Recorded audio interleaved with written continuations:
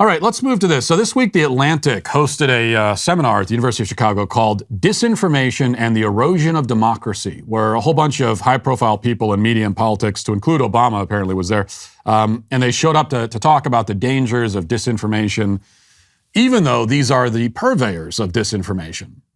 And this was a fact not lost on some in the audience who were college kids. And during the Q&A portions, they had the chance to call the propagandists to task in some really glorious video footage. We can't play all of this, but I want to play a few clips here. So first, here's a student asking, I think the first question that comes to mind, I mean, you're having this disinformation seminar, and you were the people who claim that the Hunter Biden laptop was disinformation. Turns out that claim was disinformation. How do you rectify all that? So here's a student asking an Atlantic journalist about this problem. Thank you for doing this. Really appreciate it. I'm Daniel Schmidt. I'm a freshman at the University of Chicago. My question is for Ms. Applebaum. So in 2020, you wrote, "Those who live outside the Fox News bubble do not, of course, need to learn any of the stuff about Hunter Biden," referring to his laptop, of course. A poll later after that found that if voters knew about the content of the laptop, 16% of Joe Biden voters would have acted differently. Now, of course, we know a few weeks ago, the New York Times confirmed that the content is real. Do you think the media acted inappropriately when they instantly dismissed Hunter Biden's laptop as Russian disinformation? And what can we learn from that in ensuring that what we label as disinformation is truly disinformation and not reality? My problem with Hunter Biden's laptop is I think totally irrelevant. I mean, it's not whether it's disinformation or, I mean, I don't think the Hunter Biden's business relationships have anything to do with who should be president of the United States. So I don't find it to be interesting. I mean, that would be my problem with that as a major news story. Oh, it's not interesting. It just doesn't interest me. That's all. I don't find it interesting. Is that how we're deciding now what news is worthy to be printed? If it's interesting or not to you personally, subjectively? During a presidential campaign, we're making decisions based on what you personally find interesting. And if you don't find it interesting, then not only are we not going to talk about it, but it's going to be banned from social media. That's a great power. I mean, I'd love to have that power. Just ban everything from social media that I don't find interesting, which would be like 99.9% of the stuff on it. Not interesting, she says, but that, of course, is not what they were saying 2 years ago. They were not saying that it's not interesting. They were saying that it's false, that it's disinformation.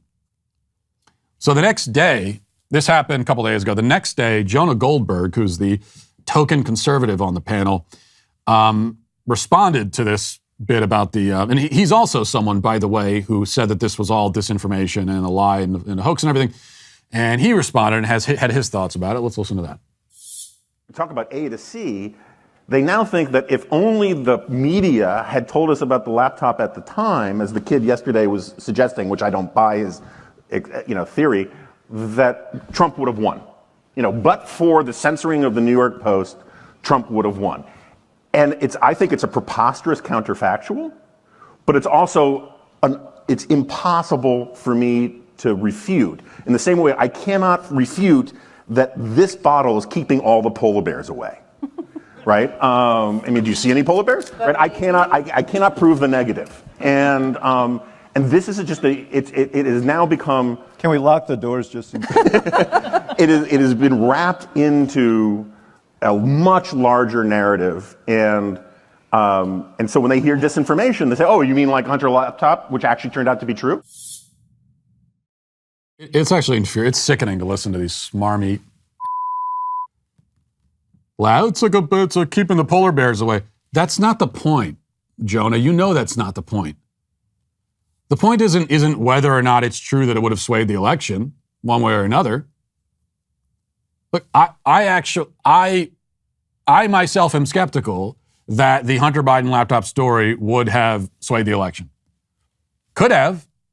I'm skeptical that it would. I said that at the time when this story came out, and conservatives and right-wing media were hammering on the Hunter Biden laptop thing right as we were heading into the election.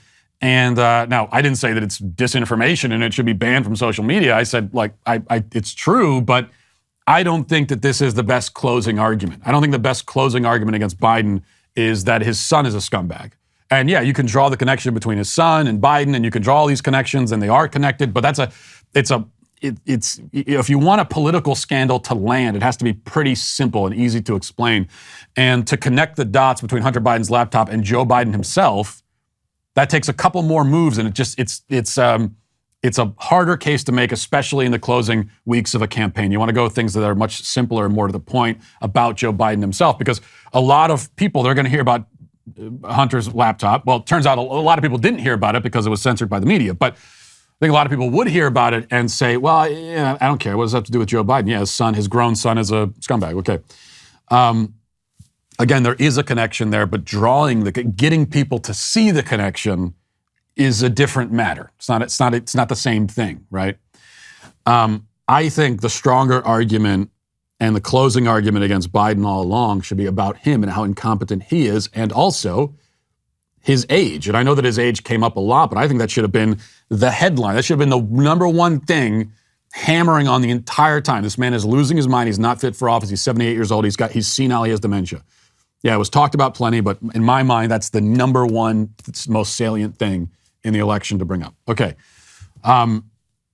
But that's academic. That's irrelevant.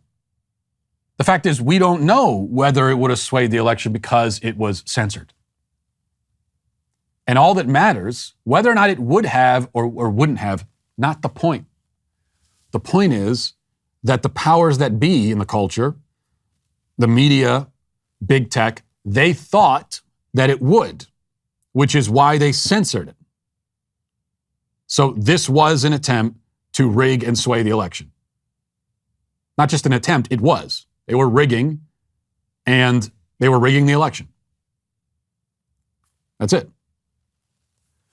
Now, how do you quantify the effect that it had? I mean, you can't, because you're speaking in theoretical terms.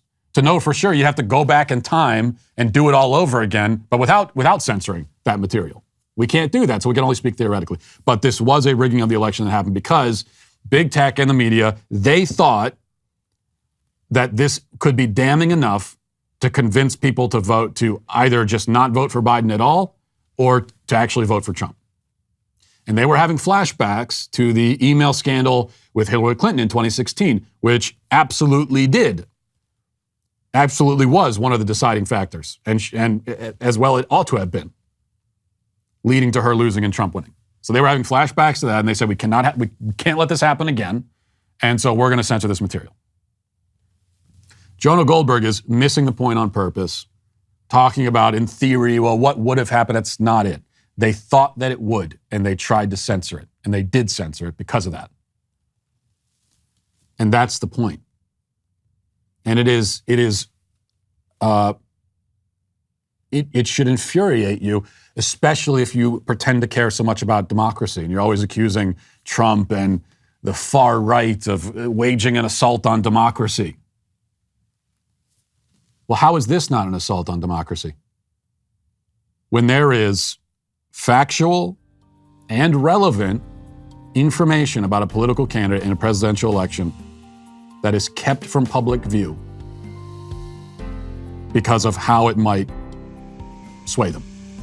How is that not an assault on democracy? Listen, hit that subscribe button right now. Do it right now. I thank you for your compliance. It is somewhat appreciated.